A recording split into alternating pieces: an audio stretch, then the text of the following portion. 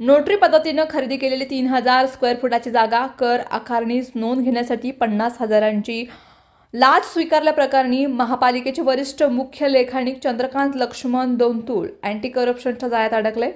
सदर बाजार पोलीस ठाण्यात गुरुवारी गुन्हा नोंदवला गेला। यातील तक्रारदारानं महापालिकेच्या हद्दीमध्ये 3000 स्क्वेअर फूट जागा ही नोटरी पद्धतीनं खरेदी केली। या जागेची कर आकारण्यास नावाची नोंद करण्यासाठी महापालिकेच्या कर विभागात तक्रारदारानं अर्ज दाखल केला होता।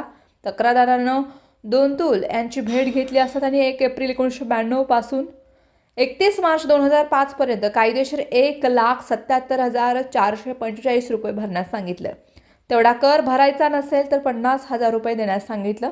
त्यामधून कर भरल्याची पावती देतो असं सांगून तक्रारदाराकडून 50,000 रुपये स्वीकारले। त्यापैकी 21,255 रुपयांची ऑनलाईन कर भरल्याची पावती तक्रारदाराला दिली। उर्वरित 28,745 रुपये लाच स्वरूपात ही रक्कम स्वतः करता स्वीकारली। ही कारवाई लाचलुचपत प्रतिबंधक विभागाचे पोलीस निरीक्षक उमाकांत महाडिक, पोलीस अंमलदार अतुल घाडगे, सलीम मुल्ला जाधव, राजू पवार, राहुल गायकवाड यांनी केली।